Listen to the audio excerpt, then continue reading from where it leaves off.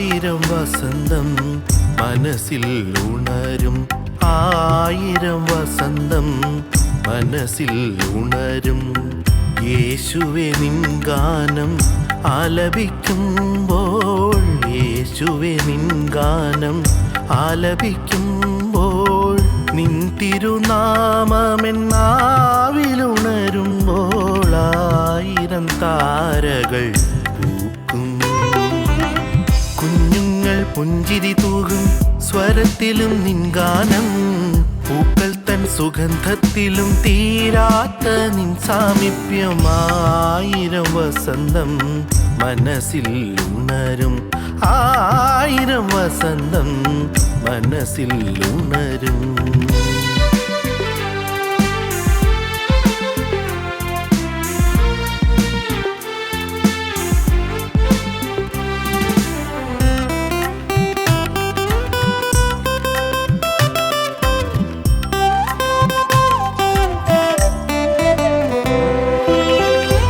ദുഃഖമറിയും മാനുഷർ നിൻമുഖം കാൺമാൻ കൊതിപ്പൂ. നിൻ ദുഃഖമറിയും മാനുഷർ നിൻമുഖം കാൺമാൻ കൊതിപ്പൂ. നിന്നെ അറിയുന്നോരാരും ഈ ഉലകിൽ ആനന്ദം നേടാതടങ്ങുകില്ല. നിന്നെ അറിയുന്നോരാരും ഈ ഉലകിൽ ആനന്ദം നേടാതടങ്ങുകില്ല, ആനന്ദം നേടാതടങ്ങുകില്ല. ആയിരം വസന്തം മനസ്സിൽ ഉണരും, ആയിരം വസന്തം മനസ്സിൽ ഉണരും.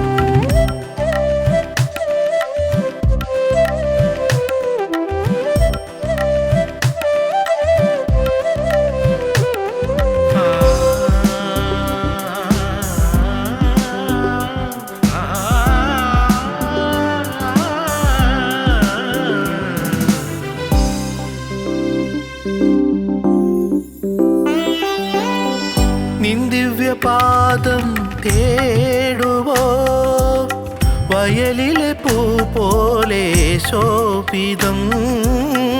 നിൻ ദിവ്യപാദം തേടുവോ വയലിലെ പൂ പോലെ ശോഭിതം.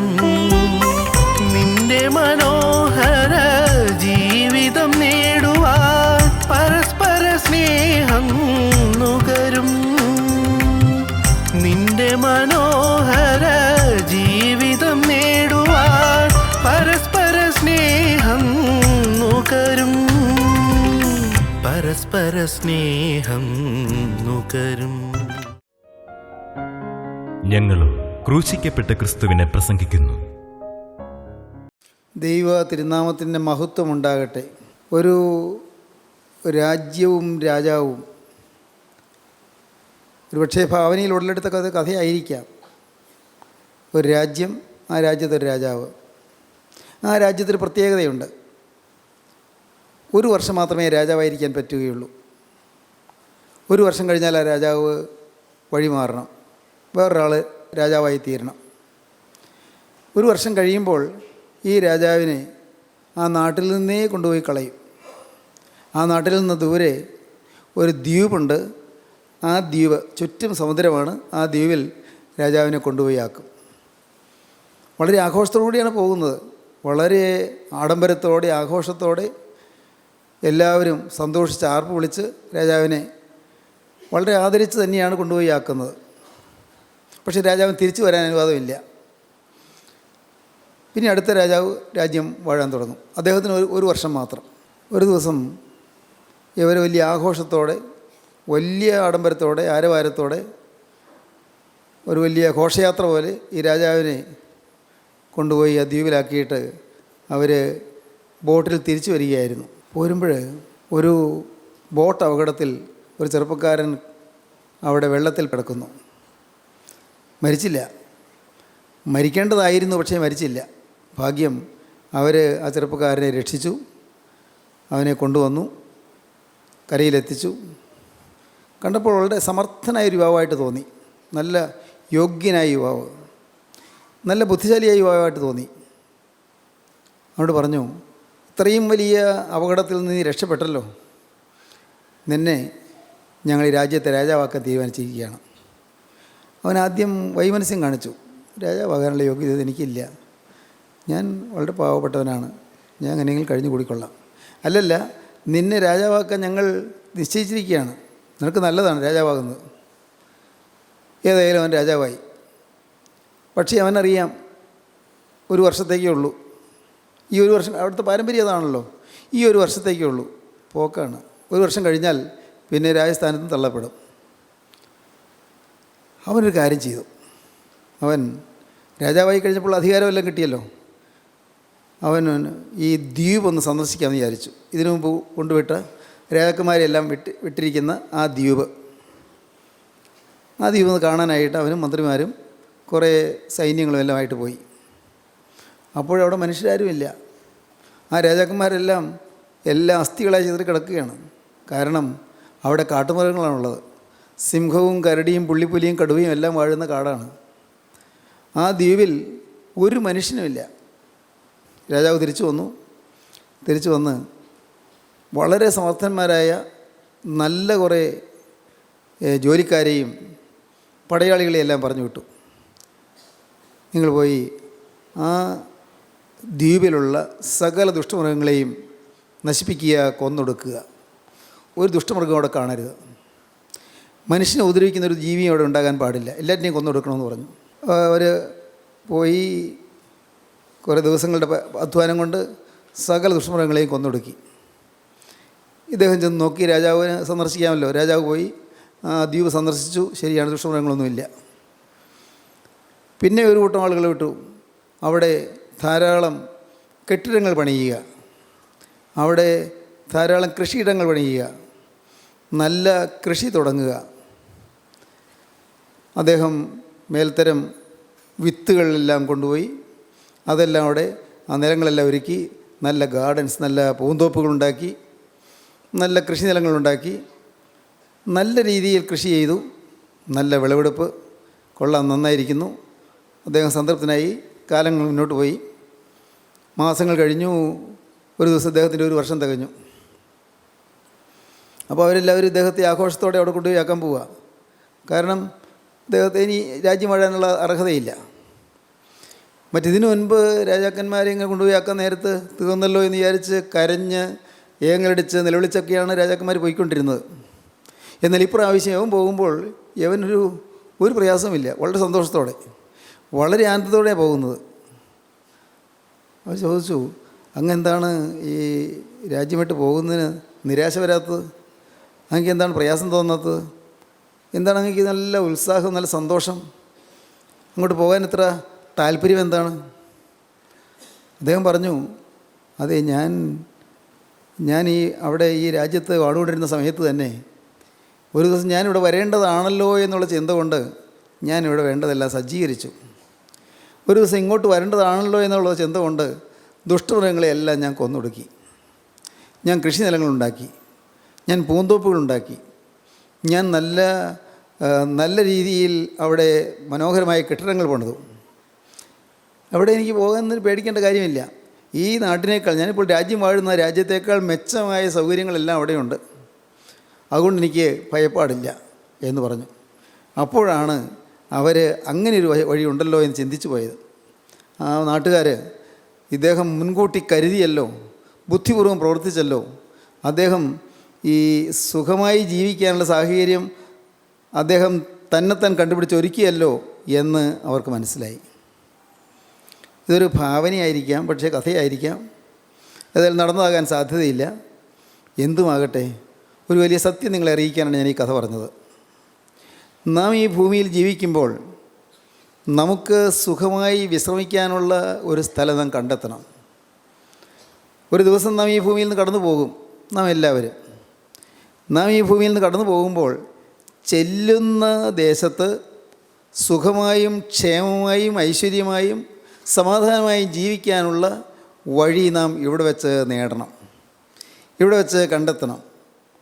ചെല്ലുന്ന നാട്ടിൽ നാം ചെല്ലുന്ന നിത്യതയിൽ നമുക്ക് ദോഷം വരുന്നതൊന്നും വരാത്ത വിധത്തിൽ, നമുക്ക് അനർത്ഥം പിണയുന്നതൊന്നും സംഭവിക്കാത്ത വിധത്തിൽ നാം ഇപ്പോഴേ കരുതണം.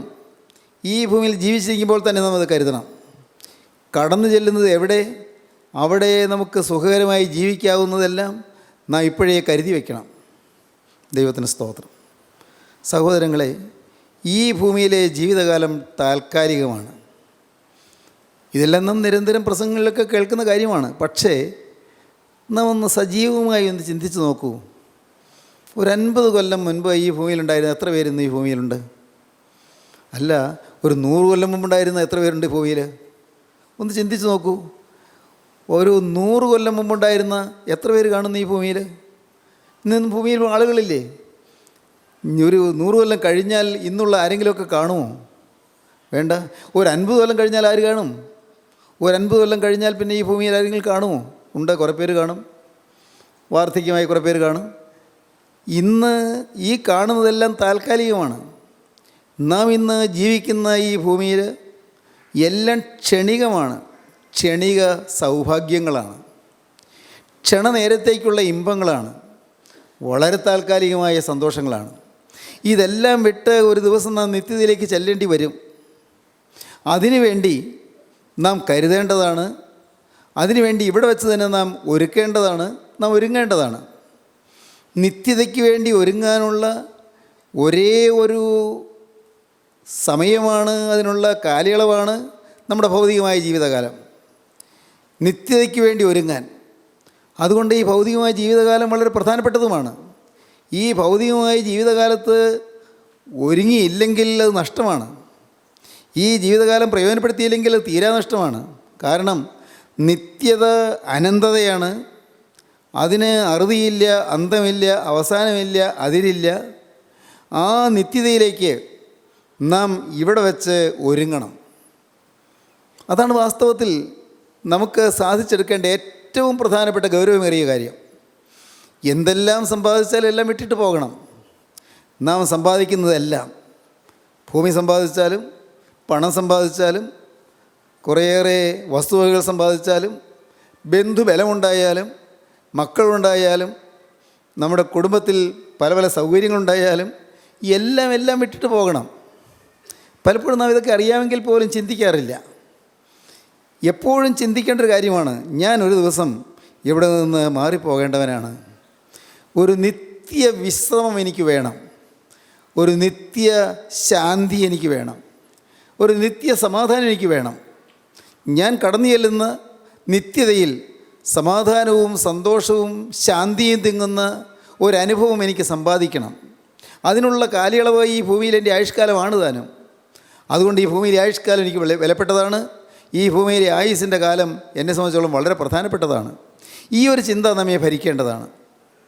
നാം തിരുവചനം വായിക്കുമ്പോൾ രൂത്തിൻ്റെ പുസ്തകത്തിൻ്റെ 3-ാം അധ്യായത്തിൻ്റെ ആദ്യ വാക്യത്തിൽ ഈ വിശ്രമത്തെക്കുറിച്ചാണ് പറയുന്നത്. ഒരു വിശ്രമദേശമുണ്ട്, ഒരു വിശ്രമത്തിൻ്റെ നാടുണ്ട്, ഒരു വിശ്രമത്തിൻ്റെ അനുഭവമുണ്ട്. വിശ്രമം. ഇവിടെ നമ്മിൽ പലർക്കും വിശ്രമമില്ല. ഇവിടെ എന്നും ജോലി തിരക്കാണ്, ഇവിടെ ബദ്ധപ്പാടാണ്. എന്തുമാത്രം കാര്യങ്ങളാണ് നമുക്ക് ഓരോരുത്തർക്കും അനുഭവിക്കേണ്ടി വരുന്നത്. പ്രതിസന്ധികൾ നിറഞ്ഞ ജീവിതം, പ്രശ്നങ്ങൾ നിറഞ്ഞ ജീവിതം, ആകുലങ്ങളും ആവലാധികളും നിറഞ്ഞ ജീവിതം, യാതനകളും വേദനകളും നിറഞ്ഞ ജീവിതം, രോഗവും കഷ്ടതയും പീഡയും നഷ്ടവുമുള്ള ജീവിതം, അനേകം ഞെരുക്കങ്ങളുള്ള ജീവിതം, ശത്രുത്വങ്ങളുള്ള ജീവിതം, ഭാരപ്പെട്ട് ഞരങ്ങിക്കഴിയുന്നതായൊരു ജീവിതം, നെടുവീർപ്പെട്ട് അഴലുന്നൊരു ജീവിതം. ഈ ജീവിതം താൽക്കാലികമായ ഈ ജീവിതം, ഇത് കഴിഞ്ഞ് നമുക്കൊരു വിശ്രമം വേണം. രൂത്തിൻ്റെ പുസ്തകം 3-ാം അധ്യായത്തിൻ്റെ 1-ാം വാക്യം വായിക്കുമ്പോൾ ഒരു വിശ്രമത്തിന് ഞാൻ കരുതണ്ടേ എന്ന് ഒരമ്മായിയമ്മ മരുമകളോട് ചോദിക്കുകയാണ്. വായിക്കുക. അനന്തരം അവളുടെ അമ്മായിയമ്മയായ നവോമി അവളോട് പറഞ്ഞത്, മകളെ, നിനക്ക് നന്നായിരിക്കേണ്ടതിന് ഞാൻ നിനക്ക് വേണ്ടി ഒരു വിശ്രാമസ്ഥലം അന്വേഷിക്കേണ്ടയോ? ഞാൻ നിനക്ക് വേണ്ടി ഒരു റെസ്റ്റിംഗ് പ്ലേസ് അന്വേഷിക്കേണ്ടേ? ഒരു വിശ്രമസ്ഥലം ഞാൻ നിനക്ക് വേണ്ടി അന്വേഷിക്കേണ്ടേ? മകളെ, നിനക്ക് നന്നായിരിക്കേണ്ടതിന് ഞാൻ നിനക്ക് വേണ്ടി ഒരു വിശ്രാമസ്ഥലം അന്വേഷിക്കേണ്ടയോ? നിനക്ക് നന്നായിരിക്കേണ്ടതിന്. പ്രിയപ്പെട്ടവരെ, നമുക്ക് നന്നായിരിക്കേണ്ടതിന് ആവശ്യമുണ്ട്. നല്ല കാലം നമുക്ക് ആവശ്യമാണ്. ഒരു ശോഭനമായ കാലം നമുക്ക് ആവശ്യമാണ്. ഇന്നത്തേക്കാൾ ഭേദപ്പെട്ട ഒരു നല്ല നാളെ നമുക്ക് ആവശ്യമാണ്. ഇന്ന് കാര്യം ദുരിതമാണ്. ഇന്ന് കാര്യം പ്രയാസങ്ങളും പ്രശ്നങ്ങളുമുണ്ട്. ഇന്ന് രോഗങ്ങളുണ്ട്. ഇന്ന് ആവലാധികളുണ്ട്. ഇന്ന് എന്തുമാത്രം പ്രതിസന്ധികളിലൂടെയാണ് നാം ഓരോ ദിവസവും കടന്നു പോകുന്നത്. അല്ലേ? നമ്മിൽ പലരും അങ്ങനെയാണ്. ഈ വാക്കുകളെ കേട്ടുകൊണ്ടിരിക്കുന്ന ഓരോരുത്തരും ചിന്തിക്കൂ, എത്രയെത്ര കൊടുമ്പിരിക്കൊണ്ട പ്രശ്നങ്ങളാണ് നമ്മെ അലട്ടിക്കൊണ്ടിരിക്കുന്നത്. എന്നാൽ ഇവിടെ ഈ ഭൂമിയിൽ ജീവിക്കുന്ന കാലത്ത് നിനക്കൊരു വിശ്രമസ്ഥലം വേണ്ടേ? ആ വിശ്രമസ്ഥലം നീ കരുതണ്ടേ? വിശ്രമസ്ഥലം ഞാൻ നിനക്ക് വേണ്ടി കരുതണ്ടേ? മോളെ, നിനക്ക് നന്നായിരിക്കേണ്ടതിന് ഞാൻ നിനക്ക് വേണ്ടി ഒരു വിശ്രമസ്ഥലം കരുതേണ്ടയോ? ദൈവത്തിന് സ്തോത്രം. മകളെ, നിനക്ക് നന്നായിരിക്കേണ്ടതിന് ഞാൻ നിനക്ക് വേണ്ടി ഒരു വിശ്രമസ്ഥലം അന്വേഷിക്കേണ്ടയോ? തിരുവചനം വായിക്കുമ്പോൾ ചില വാക്കുകൾ നമ്മുടെ ഹൃദയത്തിൽ തറഞ്ഞു നിൽക്കും. വിശ്രമം. നമുക്ക് വായിക്കാം. യെശയ്യാ പ്രവാചകന്റെ പുസ്തകം 11-ാം അധ്യായത്തിലും യെശയ്യാ പ്രവാചകന്റെ പുസ്തകം 14-ാം അധ്യായത്തിലും ഒരു വാക്യം നമുക്ക് തുടരെ കാണാൻ സാധിക്കും. യെശയ്യാ പ്രവാചകന്റെ പുസ്തകം 11-ാം അധ്യായത്തിൻ്റെ 10-ാം വാക്യം വായിക്കാം. അന്നാളിൽ വംശങ്ങൾക്ക് കൊടിയായി നിൽക്കുന്ന ഇശായി വേരായവനെ ജാതികൾ അന്വേഷിച്ചു വരും. അവൻ്റെ വിശ്രാമസ്ഥലം മഹത്വമുള്ളതായിരിക്കും. ജാതികൾ അന്വേഷിച്ചു വരുന്ന ഒരു വിശ്രാമസ്ഥലം. ഇശായിയുടെ വേരായവനെ ജാതികൾ അന്വേഷിച്ചു വരും. അവൻ്റെ വിശ്രമസ്ഥലം മഹത്വമുള്ളതായിരിക്കും. മഹത്വമുള്ള ഒരു വിശ്രമസ്ഥലം. ക്രിസ്തുവിനെ അന്വേഷിച്ച് വരുന്നവർ മഹത്വമുള്ള ഒരു വിശ്രമസ്ഥലം കണ്ടെത്തും. ക്രിസ്തുവിൻ്റെ പാദപീഠത്തിലേക്ക് വരുന്നവർ ഒരു വിശ്രമസ്ഥലം കണ്ടെത്തും. ക്രിസ്തുവിൻ്റെ പാദപീഠത്തിൽ വരുമ്പോൾ ഒരാശ്വാസം കണ്ടെത്തും. പ്രിയപ്പെട്ടവരെ, നിങ്ങൾക്കത് അനുഭവമാണെന്ന് ഞാൻ കരുതട്ടെ. നിങ്ങളുടെ ജീവിതത്തിൽ ഈ വിശ്രമം നിങ്ങൾക്ക് കിട്ടിയിട്ടുണ്ടോ? ഈ ആശ്വാസം നിങ്ങൾക്ക് കിട്ടിയിട്ടുണ്ടോ? നിങ്ങളുടെ ഭാരങ്ങളെല്ലാം തുറന്നു പറയാൻ, നിങ്ങൾ ഈ അലട്ടുന്ന പ്രശ്നങ്ങളെല്ലാം തുറന്നു പറയാൻ, നിങ്ങൾ ഞെരുങ്ങുന്നതായി നിങ്ങളുടെ വിഷമസന്ധികളെല്ലാം തുറന്നു പറയാൻ ക്രിസ്തുവിൻ്റെ പാദപീഠത്തിലേക്ക് അണയുവാൻ നിങ്ങൾക്ക് കഴിഞ്ഞിട്ടുണ്ടോ? ഏകാന്തമായ സമയങ്ങളിൽ ശാന്തമായി മുട്ടിന്മേൽ കർത്താവിൻ്റെ പാദപീഠത്തിൽ ഇരുന്നു കൊണ്ട് പ്രാർത്ഥിച്ച് ഹൃദയം പകരാൻ നിങ്ങൾ കഴിഞ്ഞിട്ടുണ്ടോ? മറ്റാരും അടുക്കൽ ഇല്ലാതിരിക്കുമ്പോൾ, ആരും കേൾക്കാനോ കാണാനോ ഇല്ലാതിരിക്കുമ്പോൾ ഒറ്റയ്ക്ക് ഇരുന്നു കൊണ്ട് എല്ലാം തുറന്നു പറയാൻ നിങ്ങൾക്ക് അവസരം കിട്ടിയിട്ടുണ്ടോ? എല്ലാം പറയാം. നിങ്ങൾ നേരിടുന്ന പ്രശ്നങ്ങളെല്ലാം പറയാം. ദൈവത്തിന് സ്തോത്രം. പ്രിയപ്പെട്ടവരെ, അതൊരു ഭാഗ്യകരമായ അനുഭവമാണ് കേട്ടോ. എല്ലാം തുറന്നു പറയാൻ പറ്റുക, നമ്മുടെ കഷ്ടപ്പാടുകളെല്ലാം തുറന്നു പറയാൻ, എല്ലാം കേൾക്കാൻ കർത്താവ് തയ്യാറാണ് താനും. എത്ര നേരം പറഞ്ഞാലും കർത്താവ് എഴുന്നേറ്റ് പോകുമെന്ന് പറയില്ല. മതി, തിരക്കുണ്ട്, അതുകൊണ്ട് ഇപ്പോൾ വേണ്ട എന്ന് പറയില്ല. കുറച്ച് കഴിഞ്ഞിട്ട് വരിക എന്ന് പറയില്ല. കർത്താവ് ഇരുന്ന് കേൾക്കും. കർത്താവ് കേട്ട് കഴിഞ്ഞ് നിങ്ങളുടെ പ്രയാസങ്ങളെല്ലാം ചില ഏങ്ങലടികളോടെ, ചിലപ്പോൾ ചില വിതുമ്പലുകളോടെ, ചിലപ്പോൾ ചില നെടുവീർപ്പുകളോടെ നിങ്ങൾ പറഞ്ഞു കഴിയുമ്പോൾ കർത്താവിൻ്റെ തൃക്കരം വന്ന് നിങ്ങളുടെ കണ്ണുനീര് തുടയ്ക്കുന്നത് നിങ്ങൾക്ക് കാണാം. നിങ്ങളോട് ഞാൻ ചോദിക്കട്ടെ, നിങ്ങൾ ഈ ബൈബിൾ വായിക്കുമ്പോൾ നിങ്ങളുടെ കണ്ണുനീര് ഈ ബൈബിളിലെ താളുകളിൽ വീഴാറുണ്ടോ? നിങ്ങൾ ഈ വേദപുസ്തകം വായിച്ചു കൊണ്ടിരിക്കുമ്പോൾ നിങ്ങൾ ഏങ്ങലടിച്ചുകൊണ്ട് നിങ്ങളുടെ കണ്ണുനീര് ഈ വേദപുസ്തകത്തിൻ്റെ താളുകളിൽ വീണ് നനയാറുണ്ടോ? നിങ്ങളിരുന്ന് പ്രാർത്ഥിക്കുന്നിടത്ത്, നിങ്ങളൊരു പായിലോ അതല്ലെങ്കിൽ ഒരു തടുക്കിലോ ഇരുന്ന് നിങ്ങൾ പ്രാർത്ഥിക്കുമ്പോൾ, നിങ്ങൾ ഇരുന്ന് പ്രാർത്ഥിക്കുന്നിടത്ത് ആ ഷീറ്റിലോ അല്ലെങ്കിൽ തടുക്കിലോ നിങ്ങളുടെ കണ്ണുനീര് വീഴാറുണ്ടോ? ദൈവത്തിന് സ്തോത്രം. ഹൃദയം നൊന്ത് കരഞ്ഞ് ഉള്ളു പകർന്നാൽ ആശ്വാസം ലഭിക്കുമെന്നുള്ളതിന് യാതൊരു സംശയവുമില്ല. കേൾക്കാനൊരാളുണ്ട്. നിങ്ങൾ വിശ്വസിക്കൂ, പ്രാർത്ഥിച്ചാൽ കേൾക്കാനൊരാളുണ്ട്. ഹൃദയ നൊമ്പരങ്ങൾ തുറന്നു പറഞ്ഞാൽ ആശ്വാസം തരാനൊരാളുണ്ട്. നിങ്ങളുടെ ഉള്ളു തുറന്ന് നിങ്ങളുടെ വേദനാ വിഷയങ്ങൾ പറഞ്ഞാൽ, നിങ്ങളെ ഇന്ന് വ്യാകുലപ്പെടുത്തുന്നതായ കാര്യങ്ങൾ ഓരോന്നോരോന്നായി നിങ്ങൾ പറഞ്ഞാൽ എല്ലാറ്റിനും പരിഹാരം തരാനൊരാളുണ്ട്. സർവ്വവല്ലഭനായ ക്രിസ്തു. ദൈവത്തിന് സ്തോത്രം. നിത്യരാജാധിരാജനായ ക്രിസ്തു, നമ്മുടെ ഹൃദയത്തിൻ്റെ ഭാരങ്ങൾ അറിയുന്ന കർത്താവായ യേശു ക്രിസ്തു. കർത്താവ് പറഞ്ഞു, അധ്വാനിക്കുന്നവരും ഭാരം ചുമക്കുന്നവരുമായുള്ളവരെ എല്ലാവരും എൻ്റെ അടുക്കൽ വരുവീൻ, ഞാൻ നിങ്ങളെ ആശ്വസിപ്പിക്കും. ഞാൻ സൗമ്യതയും താഴ്മയുള്ളവനാകിയാൽ എൻ്റെ മുഖം ഏറ്റുകൊണ്ട് എന്നോട് പഠിപ്പീൻ. എന്നാൽ നിങ്ങളുടെ ആത്മാക്കൾക്ക് ആശ്വാസം കണ്ടെത്തും. എൻ്റെ മുഖം മൃദുവും എൻ്റെ ചുമട് ലഘുവുമാകുന്നു. ഞാൻ സൗമ്യതയും താഴ്മയുള്ളവനാണ്. നിങ്ങൾ പറയുന്നതെല്ലാം കേൾക്കാൻ ഞാൻ താഴ്മയുള്ളവനാണ്. നിങ്ങളോട് ഞാൻ കോപിക്കുകയില്ല, നിങ്ങളോട് ഞാൻ പരിഭവിക്കുകയില്ല, നിങ്ങളെ ഞാൻ പറഞ്ഞു വിടുകയില്ല, നിങ്ങളെ ഞാൻ ഇറക്കി വിടുകയില്ല, നിങ്ങളെ ഞാൻ ഭ്രഷ്ട് കൽപ്പിക്കുകയില്ല. നിങ്ങളോട് എനിക്ക് സഹതാപമാണ്, നിങ്ങളോട് എനിക്ക് വാത്സല്യമാണ്. ഞാൻ സൗമ്യതയും താഴ്മയുള്ളവനാണ്. എൻ്റെ നുഖമേറ്റുകൊണ്ട് എന്നോട് പഠിപ്പീൻ. എൻ്റെ നുഖം നിങ്ങൾ ഏൽക്കൂ. എൻ്റെ ഒരു ചുമലിൽ മുഖം എൻ്റെ ചുമലിൽ മറ്റേ നുഖത്തിൻ്റെ മറ്റേ ഭാഗം നിങ്ങളുടെ ചുമലിൽ. അങ്ങനെ എൻ്റെ നുഖത്തിൻ്റെ ഒരു ഭാഗം നിങ്ങൾ ഏറ്റുകൊണ്ട് എനിക്ക് നിങ്ങൾ കീഴ്പ്പെട്ടിരിക്കൂ. ഞാൻ പോകുന്നതിനോട് ചേർന്ന് നിങ്ങൾ പോകൂ. കാളയെ പൂട്ടി ഒഴുകുമ്പോൾ നിങ്ങൾക്കറിയാം, രണ്ട് കാള ഇങ്ങനെ ചേർന്ന് നിൽക്കുകയാണ്, അടുത്തടുത്ത് നിൽക്കുകയാണ്. നുഖം രണ്ടിൻ്റെയും ചുമലിൽ വയ്ക്കുന്നു.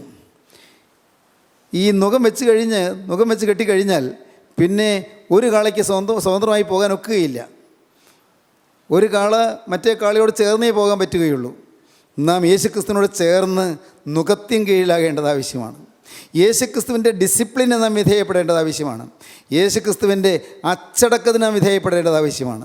യേശുക്രിസ്തുവിൻ്റെ അച്ചടക്കത്തിന് വിധേയപ്പെട്ട് കഴിയുമ്പോൾ നമ്മിൽ യേശുക്രിസ്തുവിൻ്റെ മുഖം വയ്ക്കുകയും അങ്ങനെ നാം യേശുക്രിസ്തുവിൻ്റെ ഹിതപ്രകാരം ജീവിക്കാനും നടക്കാനും നാം തയ്യാറാവുകയും ചെയ്യുന്നു. ആ യേശുവിൻ്റെ നിയന്ത്രണത്തിന് വിധേയമായി നാം മുമ്പോട്ട് പോകുന്നു. യേശുക്രിസ്തു നമ്മെ നിയന്ത്രിക്കുന്നു, നമ്മുടെ അവയവങ്ങളെ യേശുക്രിസ്തു നിയന്ത്രിക്കുന്നു. സ്നേഹിതരെ, നിങ്ങൾക്ക് ഈ അനുഭവം ഉണ്ടോ? യേശുക്രിസ്തു അവയവങ്ങളെ നിയന്ത്രിക്കുന്ന അനുഭവം. കണ്ണിൻ്റെ നോട്ടത്തെ നിയന്ത്രിക്കുന്നു. ഞാൻ കാണുന്ന പടങ്ങൾ എന്ത് കർത്താവ് നിയന്ത്രിക്കുന്നു. ഞാൻ കാണുന്ന ചിത്രങ്ങൾ എന്ത് കർത്താവ് നിയന്ത്രിക്കുന്നു. അങ്ങനെ വരുമ്പോൾ ഈ മ്ലേച്ഛ ചിത്രങ്ങൾ കാണാൻ വയ്യ, ബ്ലൂ ഫിലിംസ് കാണാൻ വയ്യ, ഇൻ്റർനെറ്റിൽ കടന്നുള്ള ചീത്ത സൈറ്റിൽ പോയി അത് വൃത്തികെട്ട പടങ്ങൾ കാണാൻ വയ്യ. എന്തുകൊണ്ട്? കാരണം യേശുക്രിസ്തു എന്നെ നിയന്ത്രിക്കുന്നു. എൻ്റെ കണ്ണുകൾ അരുതാത്തത് കാണാൻ വിട്ടുകൊടുക്കാൻ പാടില്ല. മ്ലേച്ഛ ചിത്രങ്ങളിലേക്ക് എൻ്റെ മനസ്സ് പോകാൻ പാടില്ല. കണ്ണ് യേശു നിയന്ത്രിക്കുന്നു. എൻ്റെ നാവ് യേശു നിയന്ത്രിക്കുന്നു. സ്നേഹിതരെ, നിങ്ങൾ ചിന്തിക്കും, നാവ് യേശു നിയന്ത്രിക്കുന്നുണ്ടോ? അരുതാത്ത വാക്കുകൾ നാവിൽ വരുന്നുണ്ടോ? ആരോടെങ്കിലും കോപിച്ച് സംസാരിക്കുന്നുണ്ടോ? ആരെങ്കിലും തരംതാഴ്ത്തി സംസാരിക്കുന്നുണ്ടോ? ആരെങ്കിലും ദുഷിക്കുന്നുണ്ടോ? പരദൂഷണം വരുന്നുണ്ടോ? റിവൈലിംഗ് എന്ന് പറയുന്ന വാവിഷ്ഠാണം വരുന്നുണ്ടോ? പരദൂഷണം, വാവിഷ്ഠാണം വരുന്നുണ്ടോ നമ്മുടെ ജീവിതത്തിൽ? എല്ലാം നിയന്ത്രിക്കുകയാണ്. ഓരോ അവയവം പ്രതിയായിട്ട് നിയന്ത്രിക്കുന്നു. നമ്മുടെ ഓരോ ചെയ്തികളെയും നിയന്ത്രിക്കുന്നു, ഓരോ വാക്കുകളെയും നിയന്ത്രിക്കുന്നു, ഓരോ ചിന്തകളെയും നിയന്ത്രിക്കുന്നു. ഒരു അത്ഭുത ശക്തി, ഒരു അദൃശ്യ ശക്തി നമ്മുടെ ഹൃദയത്തിൽ വാണുകൊണ്ട് നമ്മെ നേർപ്പാതയിലൂടെ നടത്തുന്നു. ഇത് നിങ്ങൾക്ക് അനുഭവിക്കാം, നിങ്ങൾക്കെല്ലാവർക്കും അനുഭവിക്കാം. അതിന് വിദ്യാഭ്യാസമൊന്നും വേണമെന്നില്ല, അതിന് വേദപുസ്തകജ്ഞാനം വേണമെന്നുമില്ല, അതിന് നിങ്ങൾക്ക് ഇംഗ്ലീഷ് വേദപുസ്തകം വായിക്കാൻ അറിയണമെന്നില്ല, നിങ്ങൾക്ക് പാണ്ഡിത്യം വേണമെന്നില്ല. നിങ്ങൾക്കൊരു എളിയ മനസ്സ് മാത്രം മതി. കർത്താവേ, എന്നെ നീ നിയന്ത്രിക്കണമേ, നിൻ്റെ വിശ്രമത്തിലേക്ക് എന്നെ നയിക്കണമേ.